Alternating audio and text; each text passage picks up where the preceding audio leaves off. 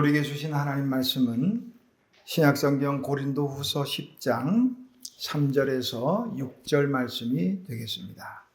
고린도후서 10장 3절에서 6절, 신약성경 제가 진 책으로 296페이지에 있습니다. 고린도후서 10장 3절에서 6절 말씀 찾으신 줄 알고 오늘 우리에게 주시는 하나님의 기록된 계시의 말씀을 제가 봉독하겠습니다. 하나님의 말씀 경청하시기 바랍니다. 우리가 육신으로 행하나 육신에 따라 싸우지 아니하노니 우리의 싸우는 무기는 육신에 속한 것이 아니요 오직 견고한 진을도 무너뜨리는 하나님의 능력이라. 모든 이론을 무너뜨리며 하나님 아는 것을 대적하여 높아진 것을 다 무너뜨리고 모든 생각을 사로잡아 그리스도에게 복종하게 하니 너희의 복종이 온전하게 될 때에 모든 복종하지 않은 것을 벌하려고 준비하는 중에 있노라. 아멘. 자리에 앉으시기 바랍니다. 기도하겠습니다. 하나님 아버지 은혜를 감사합니다. 귀하고 복된 날 지난 한 주간도 지켜주시다가 오늘 거룩한 주일 나와 예배하면서 이제 하나님의 귀한 말씀 듣기 위해 이 자리에 섰습니다. 하나님이여 말씀하옵소서. 주님 주시는 귀하고 복된 말씀, 부족한 종의 입술을 통해서 들려지는 말씀이지만 사람의 말이 아니라 하나님의 음성으로 들려지게 하옵소서. 전하는 자나 듣는 우리 모두에게 은혜의 시간이 되게 하옵소서. 예수님의 이름으로 기도하옵나이다. 아멘. 자, 앞에 옆에 계신 분들 인사할까요? 사랑합니다. 사랑합니다. 예. 사무엘하 22장에 보면 다윗의 하나님을 향한 찬송이 나옵니다. 물론 이사야 43장 21절을 보면 우리 하나님이 사람을 창조하신 목적은 하나님을 찬송하게 하려 함이라 말씀하셨지만 사무엘하 22장에서 다윗의 찬양은 분명한 이유가 있어요. 그 이유를 사무엘하 22장 1절에서 이렇게 밝히고 있습니다.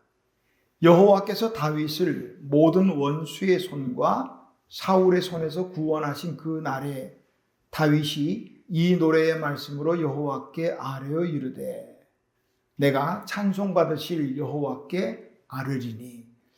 다윗을 모든 원수의 손 그리고 사울의 손에서 구원해 주신 그 이유, 우리가 아는 것처럼 다윗은 생전에 무수히 많은 대적들로부터 고통을 당했죠. 대적들이라 그래서 완전히 이스라엘 주변에 있는 다른 나라들만 말하는 건 아니에요. 심지어는 아들 압살롬, 아들에까지 아버지를 대적하는 그런 고통을 당했다고요. 아들 압살롬이 반역하기 때문에 피난을 가야 했고 이런 일들. 다윗이 그 시를 보면은 얼마나 많은 곳에서 자기를 대적하는 사람이 어찌 그리 많은지, 이 많은 대적들 때문에 정말 너무 힘들고 어렵다, 고통을 호소하는 걸 봅니다. 이렇게 많은 대적들로부터 결국 다윗은 승리하게 되죠. 성경 말씀 우리가 다 기억나는 대로 보면은 다윗이 어디로 가든지 여호와께서 이기게 하셨다. 결국 승리한 거예요. 그런데 그 승리의 그 비결이 다윗의 어떤 개인적인 힘과 능력이 아니라 하나님이 주시는 능력, 그것에 힘입어서 이겼다. 그렇게 고백하는 거예요. 사무엘하 22장 39절에서 40절 보니까 이렇게 다윗이 고백합니다. 내가 그들을 무찔러 진멸시켰더니, 그러니까 다윗의 대적들을 내가 무찔러 진멸시켰더니 이는 주께서 내게 전쟁하게 하려고 능력으로 내게 띠띠우사 일어나 나를 치는 자를 내게 굴복하게 하셨습니다. 이거예요. 내가 그들을 무찔러 찔렀다고 하지만 그러나 그 내가가 아니라 하나님이 능력으로 내게 띠띠우셔서 그 힘으로 내가 승리하게 됐다. 이 말씀이에요. 그래서 하나님을 찬양하게 된다 하는 거죠.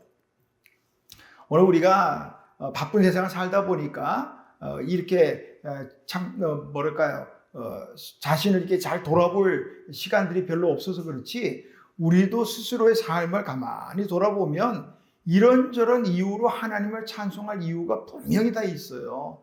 매일같이도 있다고요. 하나님은 능력의 하나님이십니다. 우리가 아는 것처럼 태초에 하나님이 천지를 창조하시니라. 뭘로요? 말씀 한마디면 다 창조하시는 거예요. 하나님의 말씀 한마디에도 능력이 있습니다. 이스라엘 백성들이 홍해 앞에 가로막혔을 때, 그때 성경은 그렇게 기록합니다. 모세가 바다 위로 손을 이렇게 내밀매 여호와께서 밤새도록 동풍을 불어서 바닷물을 말려서 그 바다를 마른 땅으로 육지같이 건너게 하셨다는 거예요. 하나님의 능력은요, 바다를 가르고 그 바다 속에 있는 길을 마른 땅으로 건너게 하게 할 만큼 능력이 있으시단 말이죠. 마태복음 19장 26절을 보니까 예수님께서 그런 말씀하셔요. 사람으로는 할 수 없지만 하나님으로서는 다 하실 수 있다. 하나님의 능력을 우리 무한해요. 우리가 하나님의 능력을 감히 재단할 수 없단 말이죠. 하나님은 불가능한 것이 없는, 다 하실 수 있는 능력의 하나님이십니다. 다만 이 하나님의 능력을 경험하고 사는 사람과 그렇지 못하는 사람들의 차이가 있어요. 브룩스 쿡 목사님이요, 당신의 계획을 믿음으로 세워라 하는 그 책에서 한 가지 자신의 경험을 소개하고 있는데 이런 내용이에요. 친구하고 함께 이제 자동차를 운전하고 가다 보니까 큰 호수가 보이더란 말이에요. 근데 이제 겨울이었던 모양이죠. 큰 호수가 보이는데 그게 호수가 얼어 있던 거예요. 야, 그러니까 널찍하게 펼쳐진 호수, 그걸 보면서 내려가지고는 참 그 널찍한 호수를 보면 마음이 뻥 뚫리고 거기다 얼음도 얼었으니 이게 얼마나 잘 얼었을까? 그리고 호수 위를 걸어갈 수 있다는 생각에 이제 두 사람이 호수를 걸어본 거예요. 어떻게 해요? 여러분, 호수가 얼은 걸 보고 만약에 내려가서 본다면 막 뛰어다닐 것 같아요? 아니죠. 이게 혹시 깨지지 않을까? 호수 가장자리에서 조심스럽게 까치발 들고 요렇게 다녔단 말이에요. 그렇게 다니는데 갑자기 어서 굉음이 들리는 거예요. 뭔가 했더니 저기서 트랙터 하나가 막 달려오는 거예요. 그 얼음 위를. 왜 그럴까요? 그분은 겨울이 되면 이 호수가 얼마나 단단하게 온다는 걸 잘 아는 거예요. 그러니까 겁이 없어. 트랙터를 타고 호수 얼음 위를 그냥 막 달려오는 거예요. 우리 영화 가운데 보면은 아이스로드인가 하는 영화 있죠. 그 영화에도 그 얼은 그 호수 위를 트레일러가 막 달리는 것을 봅니다. 이런 것처럼 그때 브룩스 쿡 목사님이 깨달은 게 있어요. 아하, 이걸 아는 사람은 트랙터를 타고도 호수 위를 막 달리는데 모르는 우리는 그냥 깨질까 가장자리에서 살금살금 이렇게 다니는구나. 하나님의 능력을 경험한 사람은 두려움이 없어요. 트랙터를 타고 호수 위라도 막 달리는 거예요. 그러나 하나님의 은혜를 경험하지 못한 사람, 하나님의 능력을 경험하지 못한 사람은 늘 신앙생활이 불안하다 이 말이에요.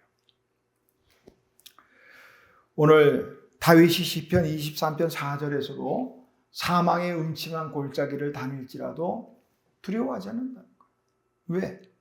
능력의 하나님을 다윗은 무수히 경험해 왔으니까. 그동안 도피하는 생활 속에서 그 하나님을 얼마든지 경험했거든요. 그래서 그 하나님의 능력을 아니까 어떤 상황에서도 두려워하지 않는 거예요. 그냥 다만 하나님께 도움을 청하는 거예요. 하나님 도와주세요. 오늘 바울을 통해서 우리의 싸움은 육신의 싸움이 아니다. 육신의 싸움으로는 승리할 수 없다. 그렇게 말하고 있어요. 우리가 이 땅에 살아가는 동안에 이 땅의 권세를 잡은 자, 악한 영, 사단 마귀의 역사, 이 상대로 영적인 싸움을 싸워야 돼요.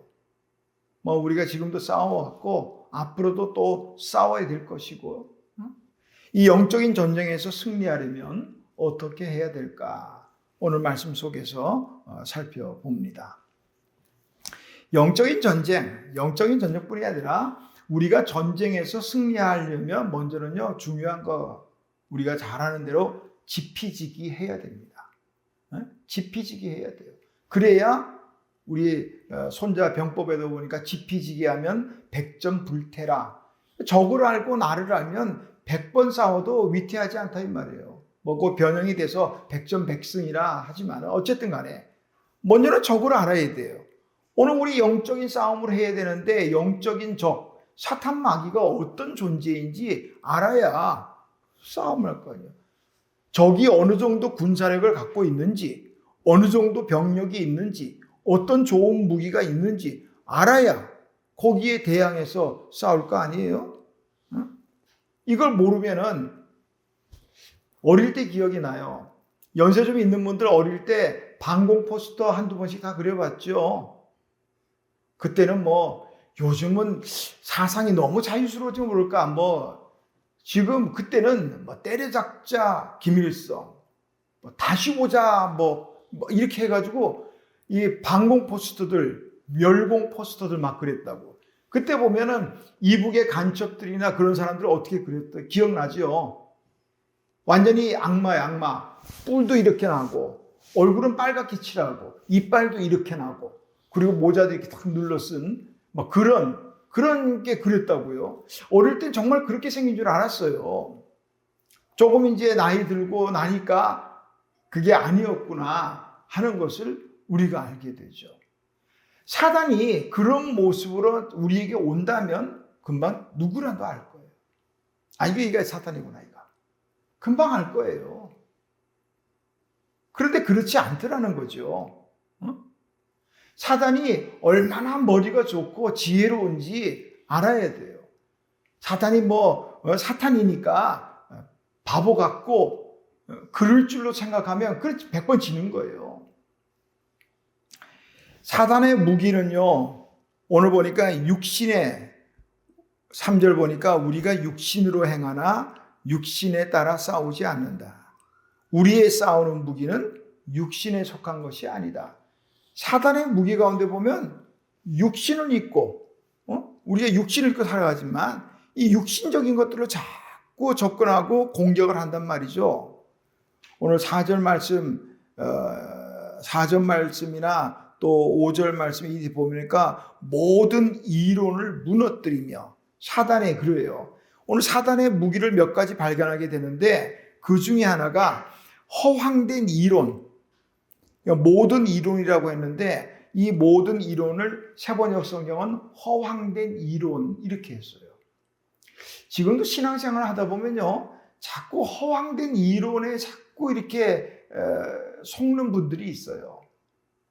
혹시 요새 유튜브라든지 이런 데 막 나오면은 그런 얘기들 많이 해요. 쓸데없는 이론들을 가져 세우죠. 우리 잘하는데 편하게 그냥 얘기하면 성경에 술 먹지 말라는 얘기가 있는가 하면서 또 나름대로 사람들을 유혹하죠. 또 성경에 11조가 과연 성경적인가 이런 식의 또 나름대로 이론을 전개합니다. 제가 볼 때는요, 다 허황된 거예요. 하나님 앞에 정말 하나님 사랑하고 그런 하나님의 마음 가지고 11조나 헌금 생활한다면 그런 생각 하지 않아요. 어떤 사람들이 그런 데 자꾸 유혹돼요? 어떻게 하면 안 할 수 있을까 생각하니까 그런 데 나가는 거예요. 허황된 이론이에요. 이런 것들로 자꾸 우리를 한다고요? 허황된 이론과 하나님을 5절 보니까 하나님을 아는 것을 대적해서 높아진 것, 교만하게 되는 것, 이게 사단의 작전이라고요. 오늘 우리 맥체인 성경에 오늘 함께 읽을 내용이 구약 성경에 보면 사무엘서 17장입니다. 사무엘하 17장이 있어요. 요 사무엘하 17장은 어떤 내용이 나오냐면 다윗의 아들 압살롬이 반역하는 장면이 나옵니다. 그래서 다윗이 도망가요. 피난을 갑니다. 그러니까 이 다윗은 피난 가고 압살롬은 예루살렘에서 왕이 되는 과정 속에서 이제 어떻게 이 다윗 정권을 무너뜨리고 완전한 왕으로 왕권을 장악할 것인가? 요 상황이에요. 요 상황에서 사무엘하 17장 보니까 압살롬의 편에 섰던 아히도벨이라는 사람이 그렇게 작전을 냅니다. 왕이여, 이미 왕이에요. 벌써 왕이여, 제게 정말 날린 병사들 12,000명만 주면 신속하게 쫓아가서 다윗 끝장내겠습니다. 그렇게 했다고요. 그러니까 다윗이 지금 피난하고 있으니까 정신없으니까 숨 돌릴 틈 없을 때 기습합시다. 이렇게 나왔던 거예요. 그러니까 압살롬이 그것도 괜찮은 작전이다. 그러면 후세를 불렀어요. 네 생각은 어떠냐? 근데 후세는 사실은 다윗의 사람이었거든요. 그래서 다윗을 따라 피난하려고 그랬지만 다윗이 너는 여기 남아서 압살롬이 어떻게 계략을 세우는지 그거 알아가지고 내게 좀 첩보를 달라. 이렇게 남은 거예요. 그러니까 후세는 그렇게 말합니다. 아니요, 아히도벨이 지혜롭고 참 똑똑한데 요번에는 아히도벨이 틀렸습니다.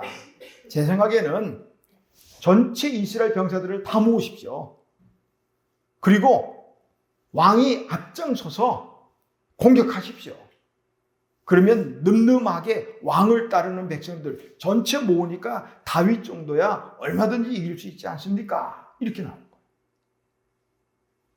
압살롬이 누구의 계략을 들었을까? 후세의 말을 들었어요. 그렇게 하자. 그 좋겠다. 수많은 백성들을 끌고 자기가 보무도 당당하게 앞장서서 쫙 위엄과 늠름한 모습으로 모든 백성들을 끌고 가는 모습을 상상하니까, 물론 성경에 안 나오니까 또 그렇게 찾아보시면 안 돼요. 상상하니까 멋들어지더란 말이죠. 옳거니 좋다. 네 말이 맞다. 그래서 후세의 계략을 사용하게 됩니다. 아마 아히도벨의 계략대로 했다면 다윗은 그날로 끝장났을 거예요.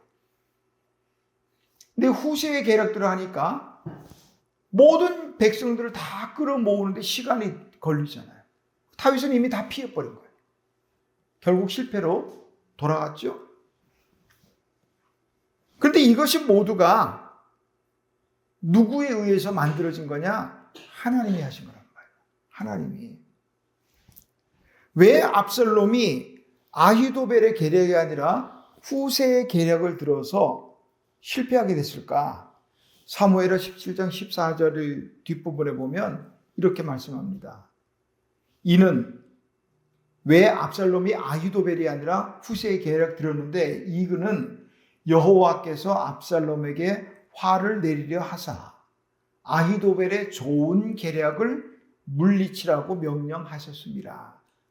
성경은 아히도벨의 계략이 좋은 계략이라는 거예요. 적어도 압살롬의 편에 볼 때는. 그런데 하나님이 압살롬을 치기 위해서 아히도벨이 아니라 후세의 계략을 사용하게끔 하셨다. 이 말씀입니다. 기억하세요. 세상에 어떤 헛된 이론도요, 하나님 앞에서는 소용이 없다는 거죠. 하나님이 무너뜨리면 세상에 어떤 계략도 아무리 완벽한 계획도 아니라는 거예요. 하나님이 무너뜨리면. 이 결과가 어떻게 됐을까요? 아히도벨이 자기 계략이 시행되지 못함을 보고 고향으로 돌아가 자기 집을 정리하고 스스로 목매어 죽으니라. 결과는 비참해졌어요. 아히도벨이 자기 계략이 안 되는 걸 보고 틀렸구나. 그러고는 스스로 목숨을 끊습니다. 압살롬은요? 압살롬은 그 전쟁으로 결국 자기도 죽습니다. 사탄에 대해서 우리가 알아야 돼요. 사탄이 어떤 존재인가? 사탄이라는 말은 어떤 뜻이냐면 반대자 혹은 대적자 이런 뜻이에요. 물론 직접적으로는 하나님을 반대하고 하나님을 대적하는 그런 그 이름 속에서도 이미 알 수 있어요. 하나님의 뜻, 하나님의 말씀에 반대하는 건 사탄이에요. 그렇다고 또 우리 성경에 또 잘못됐다고 해가지고 무조건 막 사탄이니 그러면 또 싸우면 안 되니까. 사탄은 늘 반대를 일삼아요. 우리 욥기를 보면 욥기 1장의 앞부분에 보면 천상의 회의가 있었죠. 하나님과 천사들과 다 모여 있는데 뒤늦게 사탄이 들어옵니다. 그러니까 왜 이렇게 늦었냐 그랬더니 사탄이 제가 온 세상을 두루 돌아다니고 보고 왔습니다. 그러니까 하나님이 하신 말씀이 그러면 동방 우스 땅에 욥이란 사람 봤느냐? 욥처럼 나 하나님을 경외하는 그런 사람이 있더냐? 이렇게 물어본 거예요. 그 사탄이 뭐라 하냐면 그래요. 에이, 욥이 뭐 까닭 없이 하나님을 그렇게 경외하고 하겠습니까? 그 보세요. 소유가 얼마나 많습니까? 하나님이 소유를 풍성하게 해주니까 그러니까 그렇게 하나님 경외하는 것이고 자식도 10명이나 되고 부족한 거 하나도 없으니까 그러니까 하나님을 경외하는 거 아니겠습니까? 나선 거예요. 그 다음에 우리가 아는 것처럼 하나님이 그럼 한번 시험해봐라. 모든 소유를 다 빼앗아 갑니다. 10명의 아들, 딸 다 죽습니다. 하나님이 이를 언제나 반대하는 거예요. 그러나 그 결과 최종 승리자는 욥이었어요. 욥기 마지막에 보니까 뭐라 그래요? 꼭 2배의 복을 욥이 다시 받는 것을 보게 됩니다. 사단의 무기 중 하나는 늘 반대를 일삼는 거예요. 하나님의 일, 이 시간 권면합니다. 혹시라도 어떤 일, 교회 안에서 어떤 일을 하더라도 하나님의 일에, 하나님의 말씀에 대해 반대하는 편에 서지 마세요.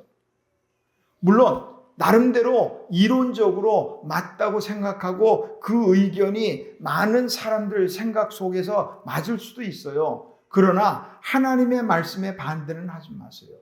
결코 복된 일은 아니라는 사실입니다.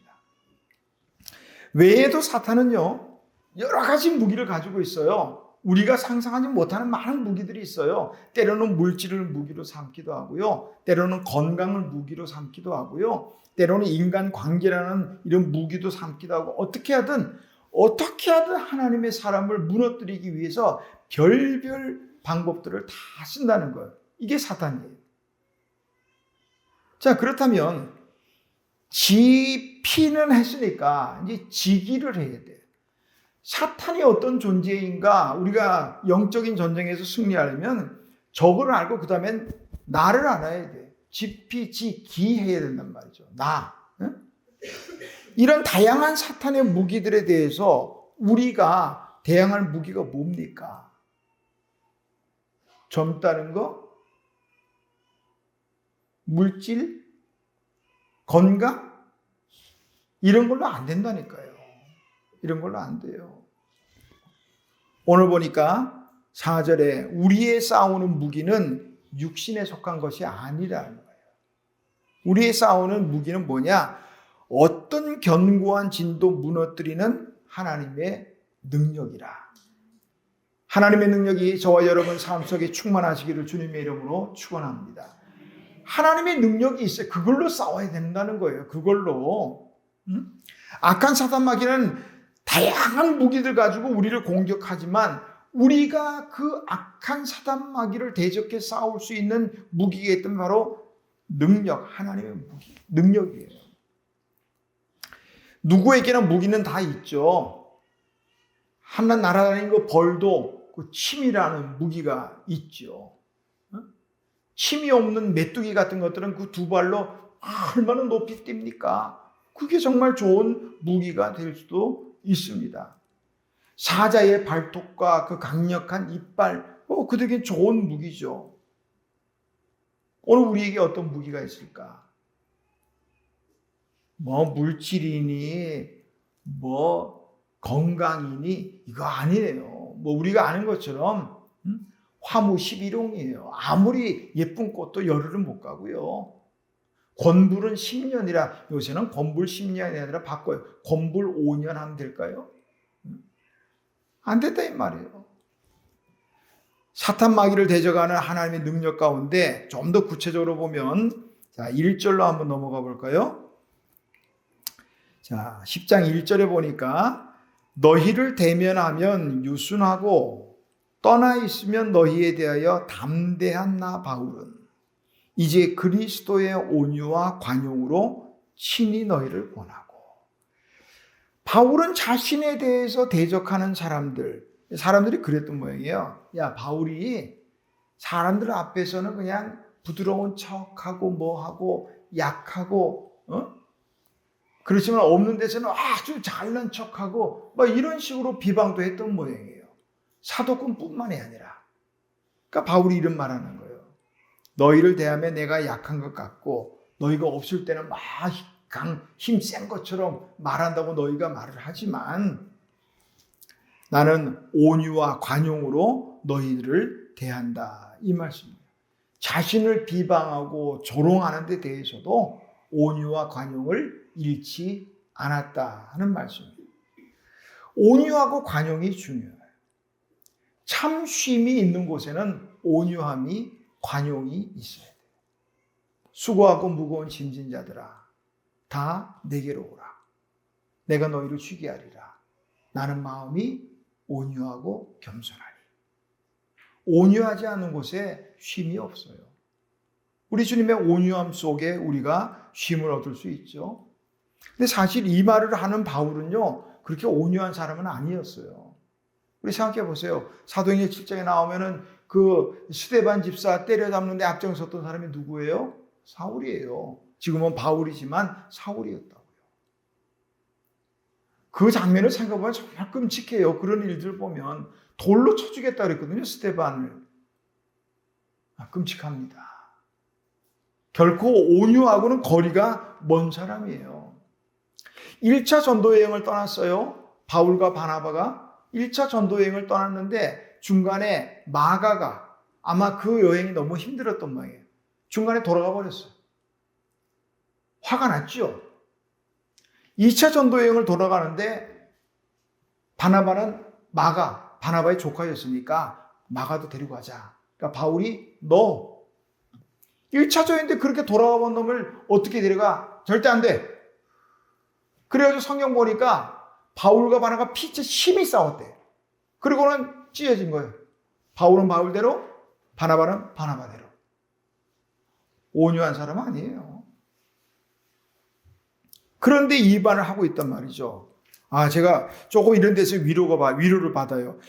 이렇게 온유하지 못했던 바울도 온유를 말하고 있구나. 저도 온유하지 못해도 온유를 말할 수 있겠구나. 설교자가 설교 자기 다 할 수 있어야 설교한다면 제가 설교할 수 있는 게 몇 가지나 있겠어요. 어쨌든 위로가 되더라고. 그런데 바울이 온유를 말하고 있단 말이에요. 온유하고는 거리가 좀 먼 사람인데도 온유하더라. 이유는 그거예요. 1절에 보니까 나 바울은 이제 그리스도의 온유와 관용으로, 바울의 온유와 관용으로는 할 수 없어요. 그런데 그리스도의 마음, 그리스도의 온유로 하니까 되더라 이 말이죠. 우리 그렇게 도전해 보자고요. 인간 나의 온유함은 안 되지만 이 속에 예수 그리스도의 온유함을 주시면 할 수 있습니다. 하나님, 이러면 되지 않겠어요? 나 자신은 참 인내하기 어렵지만 용서가 안 되지만 그러나 그리스도의 인내와 용서가 있으면 할 수 있겠습니다. 이렇게 하면 되잖아요. 그리스도의 내 거가 아니라. 관용이 또 무기예요. 관용한다는 거. 관용한다는 것은 남의 잘못이나 남의 상황을 정말 너그럽게 받아주고 또 용서하고. 모세도 우리가 아는 것처럼 처음에는 온유하지 못한 사람이었어요.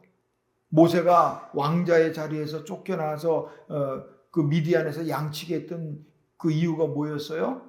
성질 못 이기고 애국 관리 때려 죽이고 그랬던 거 아니에요? 온유하지 못한 사람. 그런데 하나님께서 그 마음을 움직이시니까 성경 보니까 이 땅에 모세만큼 온유한 사람이 없다. 그렇게 바뀔 수가 있더라고요.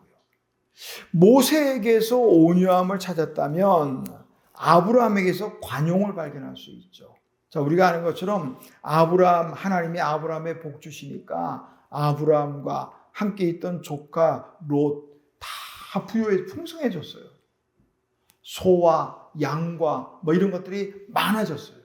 그러다 보니까 이 꼴을 먹이기가 어려워진 거예요. 소유는 많아지고 초장은 부족하고. 그러니까 아브라함의 목자와 롯의 목자가 맨날 싸우는 거예요. 내 양을 많이 먼저 먹여야겠다, 맨날 싸우는 거예요.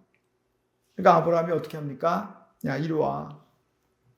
자, 여기 넓게 있으니까 너 먼저 선택해. 네가 우하면 내가 좌하고, 네가 좌하면 내가 우할게. 아브라함이 중심이에요. 아브라함이 너 가. 여기 내 자리니까 가. 딴 데로 떠나. 그랬어도 되지요. 그런데도 불구하고 관용하는 마음이 있었던 거예요. 아브라함도 복받고 롯도 복받고. 우리 그리스도의 관용을 좋은 무기로 삼으시길 바랍니다. 이 관용에 대해서 조지 헐버트라는 분은 이렇게 말을 했어요. 관용하지 못하는 사람은 이런 사람이에요. 다른 사람을 용서하지 못하는 사람은 자신이 건너야 할 다리를 부수는 사람이다. 건너고 부수면 되는데 건너야 할 다리를 부수는 사람이란 말이에요. 관용이 우리에게 좋은 목사예요. 우리 관용하자고요. 너그럽자고요. 좀 인자하자고요. 서로에 대해서 참아주고 기다려주고. 존 왓슨 목사님이요, 목회를 이제 막 시작했을 때 다른 훌륭한 목사님들을 이제 보면서 배우는 거예요. 야, 나도 저번처럼 설교해야 하면 좋겠다 하면서 한 가지 한 게 뭐냐면 원고 없이 설교해야겠다. 그 생각한 거예요. 목회자들 많이들 또 그렇게들 하셔요. 원고 없이 설교해야겠다. 그런데 그래서 다 외우고 막 했는데 막상 이 강단에 서니까 이게 기억이 또 안 나는 거예요. 그러다가 그때마다 죄송합니다. 제가 다 외웠었는데 이것도 기억이 안 나서 하면서 또 이게 보기도 하고 막 이렇게, 그러니까 막 우리말대로 버벅거리고 막 했던 말인 거죠. 그랬더니 그런데도요, 성도들 중에 누구도 목사님 그 차라리 보고하지 뭐라든지 일체 짜증내지 않는다는 거예요. 그래서 한 번은 성도들이 그런 말을 했다는 거예요. 목사님, 그 원고가 잘 기억이 안 날 때는요, 우리 찬송하라고 찬송 하나 시키세요. 그러면 저희가 찬송을 부를 테니까 또 기억하시긴 그러면 되겠습니다. 우리 전혀 괜찮으니까 목사님 사랑합니다. 우리 얼마든지 기다릴 수 있으니까요. 그렇다는 거예요. 오랜 시간이 흐른 후에 존 왓슨 목사님이 이런 고백을 했다는 거예요. 오늘날 내가 이렇게 목회자가 될 수 있었던 것은 그때 성도들이 보여주었던 그 자비심과 관용 때문이었습니다. 여러분 걱정 안 하셔도 찬송 부르지 않아도 돼. 나는 원고 없이 하려고 생각 안 하니까. 이런 관용들이 있어요. 온유와 관용, 정말 좋은 무기가 틀림이 없어요. 우리에게 정말 강력한 무기예요. 우리가 잘 아는 옛날 이야기처럼 나그네의 외투를 벗기는 건 강력한 바람이 아니었어요. 부드럽고 따뜻한 햇빛이 결국 벗겨낸 것처럼 우리의 온유와 관용이 좋은 무기가 된다 하는 사실이에요. 교회 좀 다녔다, 신앙생활 좀 했다 하는 분이라면 에베소서 6장에 나와 있는 그리스도인의 영적 무장이 어떤 것인가 알 거예요. 하나님의 전신갑주를 입으라. 그러면서 전신갑주를, 막한 영들에 대한 싸움이 되겠죠? 자, 머리에는 구원의 투구를 쓰고 가슴에는 의의 보호막을 두르고 허리에는 진리의 허리띠, 그리고 한 손에는 믿음의 방패, 한 손에는 성령의 곧 하나님의 말씀을 들고 발에는 평안의 신을 신고. 요 정도 들으면 완전 무장 아니에요? 머리, 가슴, 방패, 칼, 신발, 완전 무장이죠, 이 정도면. 그런데 성경을 보실 때요, 이렇게 하나 좀 도움을 드리고 싶네요. 우리가 성경을 읽다 보면 내 눈에 탁 들어오는 말씀들이 있어요. 이 말씀 너무너무 좋다. 밑줄 짝 빨간색. 어떤 분들은 형광펜으로 착 칠하고 이 말씀만 붙잡고 오늘 내게 주신 말씀 이렇게 또 할 수 있단 말이죠. 그런데요, 하나님 말씀 볼 때 밑줄 짝 친 그 구절만 볼 게 아니라 그 앞뒤의 구절들을 좀 살펴보시라는 거예요. 에베소서 6장에 하나님의 전신갑주를 머리부터 발끝까지 쭉 설명합니다. 완전 무장한 것 같아요. 그런데요, 그 바로 이어지는 다음 구절을 보시면 이런 내용이 나옵니다. 모든 기도와 간구를 하되 항상 성령 안에서 기도하고 이를 위하여 깨어 구하기를 항상 힘쓰라. 완전 무장인 줄 알았더니 하나가 빠졌네요. 뭐가요? 기도가 빠졌던 거예요. 우리가 머리부터 발끝까지 완전히 보호하고 해도 기도가 없으면 그거 소용없다는 거예요. 기도가 중요한 무기예요. 에베소서 6장 18절을 공동번역 성경은 이렇게 번역했네요. 여러분은 또한 언제나 기도하며 하나님의 도움을 청하십시오. 꾸준히 기도하며 모든 성도들을 위하여 간구하십시오. 언제나 기도하고 꾸준히 기도하고 이것만큼 좋은 무기가 없다는 거예요. 여러분 지금 어떤 무기가 필요하셔요? 질병이라는 이 문제 앞에 어떤 무기가 필요합니까? 어떤 어려움 속에 무기가 필요하다면 기도예요. 기도만큼 좋은 무기가 없지요. 하나님의 능력은 이렇게 우리에게 참 사탄을 무너뜨릴 수 있는 힘이 있는데 하나님의 능력에 대해서 우리가 해야 될 거 있어요. 하나님의 능력은 사단의 모든 이론, 다른 번역들 보니까 헛된 이론, 허황된 이론 이런 것들을 다 무너뜨릴 수 있다고 말하는데 이 하나님의 능력을 힘입는 사람들이 가져야 될 자세 중에 하나는 뭐냐? 복종입니다. 복종이에요. 5절 말씀 뒤에 보니까 그리스도에게 복종하게 하니 너희에게 복종이 온전하게 될 때에 모든 복종하지 않는 것을 벌하려고 준비하신다. 하나님의 능력을 힘입는 사람은요, 복종이 정말로 중요해요. 한마디로 말씀드리면 그거예요. 자, 우리 군인들이 있는데 우리가 전방 지역이니까 군인들 가끔 보면 완전 무장하지요. 개인적으로도 무장을 하고 때로는 탱크, 포 다양한 무기들로 무장합니다. 그런 좋은 첨단 이 과학 장비와 무기들로 무장했는데 복종이 안 되면 어떻게 될 거예요? 그 좋은 무기 가지고 지 마음대로 막 쏘고 막 터뜨리고 하면 어떻게 될까요? 큰일이죠. 그래서 군대는요, 철저하게 상명하복이 중요한 거예요. 복종이 정말로 중요합니다. 그 좋은 위력 좋은 무기와 이 포탄들 이런 것 가지고 자기 마음대로 복종이 통제가 안 되면 더 혼란해지죠. 오늘 하나님의 능력은요, 우리가 생각하는 것 이상으로 엄청나잖아요. 내 하나님은 크고 힘있고 능히 있어 못할 일 전혀 없네. 산들도 바다도 다 깨뜨릴 수 있는 그 능력이 우리에게 있는데 복종이 안 되면 이게 큰 문제예요. 복종이 정말로 중요합니다. 인간의 모든 문제는 여기에서 오는 거예요. 복종하지 않으니까, 또 다른 말하면 순종하지 않으니까 불순종해서 인간의 모든 문제가 발생한다고요. 태초에 에덴 동산은 얼마나 평화롭고 좋았습니까? 지금도 그 동산을 생각하면서 사람들이 유토피아를 찾아 하잖아요. 그런데 왜 그게 그렇게 깨졌냐고요. 아담과 하와가 하나님 먹지 말라는 선악과 생각해 보니까 보암직하고 모험직하고 하나님처럼 지혜롭게 될 만큼도 하고 먹어버린단 말이죠. 순종하지 않았어요. 그건 먹지 마라. 하나님 분명히 그러셨거든요. 먹어버렸다고. 그때도 사단은 역시 헛된 이론 가지고 나왔죠. 하나님이 모든 것을 먹지 말라더냐 아주 지혜롭게 접근한다고요. 아니 그건 아니고 저 선악과, 저거 먹으면 정령 죽을까? 헛된 이론이 넘어가는 거예요, 벌써. 그때부터 죄가 이 땅에 들어오고 우리가 고통을 받게 된다는 거예요. 창세기 11장 가니까 바벨탑 사건이 나오죠. 하나님은 생육하고 번성하며 온 땅에 편만하기를 원했어요. 흩어지고. 그런데 그 사람들은 어떻게 했어요? 우리가 탑을 높이 쌓아 우리의 이름도 내고 세상의 흩어짐을 면하자. 하나님 말씀 복종하지 않았어요.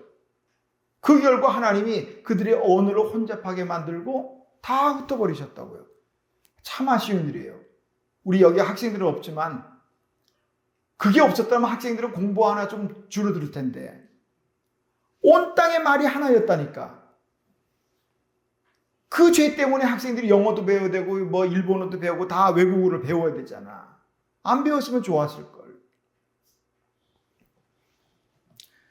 하나님의 능력을 가진 자들은요, 꼭 기해야 될 것, 복종입니다. 겸손하게 하나님의 말씀에 순종해야 돼요. 지금 이제 가을 추수하는 철입니다. 익은 벼는 어떻게 돼요? 겸손하게 숙이는 거예요. 어떤 벼가 꼿꼿해요? 속이 빈 벼들은 꼿꼿하게 서 있어요. 하나님의 능력으로 충만한 사람들은 겸손하게 자신을 낮추고 하나님 말씀에 순종해야 합니다. 성경에 나타난 모든 놀라운 역사적인 사건들은요, 복종할 때 일어난다고요. 요한복음 2장에 예수님이 처음 일으키신 기적이 뭐예요? 가나 혼인잔치에 물로 포도주 만든 사건 아닙니까? 철저한 복종이 있어야 돼요. 왜 그런지 몰라도 괜찮아요. 이론적으로 뭐 이해가 되고 상관없어요. 항아리 물을 채우고 떠다 주어라, 떠다 주고 그것만 하면 돼요. 중간에서 떠다가는 중에 이게 물을 뜰 때 바뀌었을까, 갖다 주었을 때 바뀌었을까, 연회장이 마셨을 때 바뀌었을까 고민 안 해도 된다고요. 그냥 시키는 대로 하면 돼요. 그러면 역사가 일어난다고요. 만약에 그 하인이 제법 똑똑해가지고 세상에 말도 되지도 않는 일을 나한테 시키 내가 지금 한두 살 먹은 어린애인 줄 알아? 안 했으면은 그 물은 그대로 있었겠지요.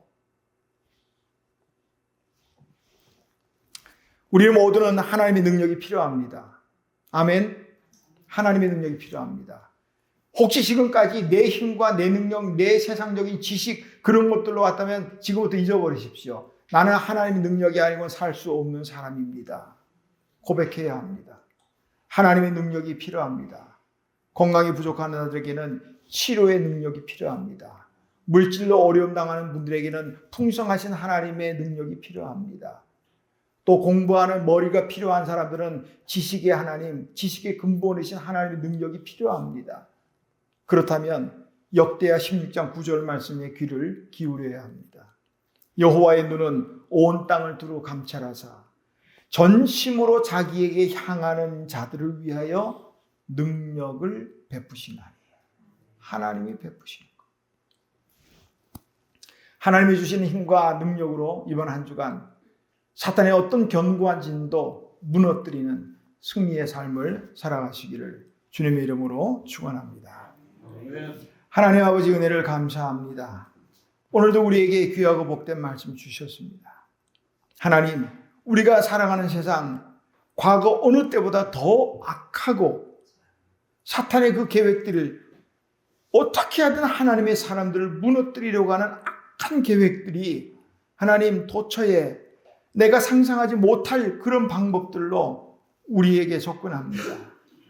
이런 악한 영들에 대해서 승리할 수 있는 방법은 오직 하나님의 능력입니다. 하나님이여, 내게 능력으로 띄우시옵소서. 그래서 다윗처럼 모든 대적을 물리치고 결국에는 하나님을 찬송하게 하옵소서. 지금 우리에게 어떤 하나님의 능력이 필요합니까? 하나님, 능력으로 함께 하옵소서. 한 주간 승리하게 하옵소서. 예수님의 이름으로 기도하옵나이다. 아멘.